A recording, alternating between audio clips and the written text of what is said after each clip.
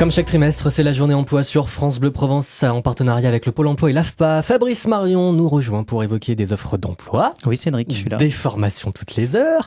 Et vous évoquez maintenant la mécanique, le transport et la logistique. Oui, Cédric, pour tout le Var et une partie des Bouches-du-Rhône, la zone de Brignoles représente un nœud logistique important. Les marchandises y sont stockées et y transitent avant d'être distribuées dans les différentes zones commerciales.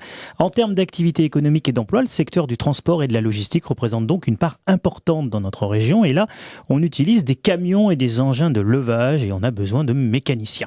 Stéphane Lenalio, vous êtes directeur du Pôle emploi de Brignoles et vous confirmez que ça recrute dans le secteur de la logistique, du transport et de la mécanique.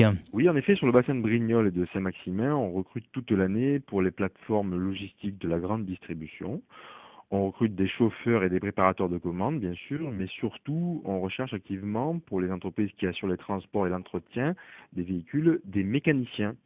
En ce moment, l'agence de Brignoles recherche pour le territoire de Brignoles et Saint-Maximin des candidats pour une petite dizaine de postes dans la mécanique pour des véhicules industriels ou des véhicules particuliers, c'est-à-dire des véhicules automobiles. En effet, le besoin mécanicien dans le secteur de la vente et réparation automobile, donc des mécaniciens véhicules particuliers, est aussi un secteur en demande de main-d'œuvre.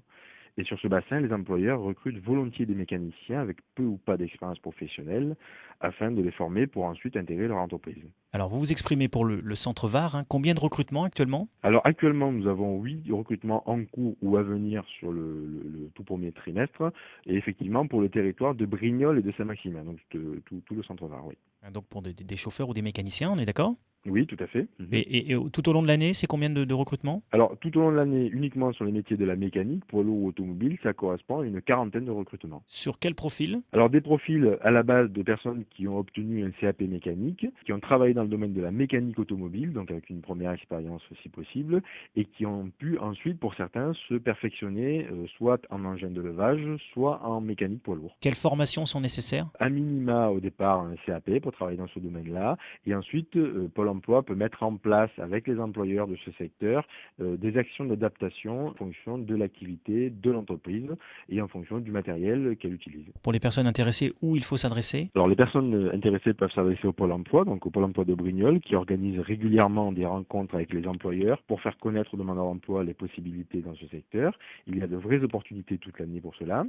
Et pour ce qui est de la formation dans ce domaine-là, ils peuvent contacter l'AFPA, le centre de la Valette notamment, qui est celui qui gère notre territoire, les centres de formation des apprentis, notamment le CFA de Saint-Maximin, ou directement contacter les professionnels. Voilà, Cédric. Et pour ceux qui voudraient intégrer ce secteur, mais qui n'ont pas encore les connaissances nécessaires, l'AFPA propose une série de formations gratuites et rémunérées sur financement du Conseil régional. On peut devenir technicien en diagnostic et réparation automobile à la Treille à Marseille à partir du 21 mai et à Avignon à partir du 4 juin. Une formation d'une durée de 11 mois pour apprendre à assurer dans un garage la réception de la clientèle et effectuer le diagnostic du véhicule, c'est pas facile à dire.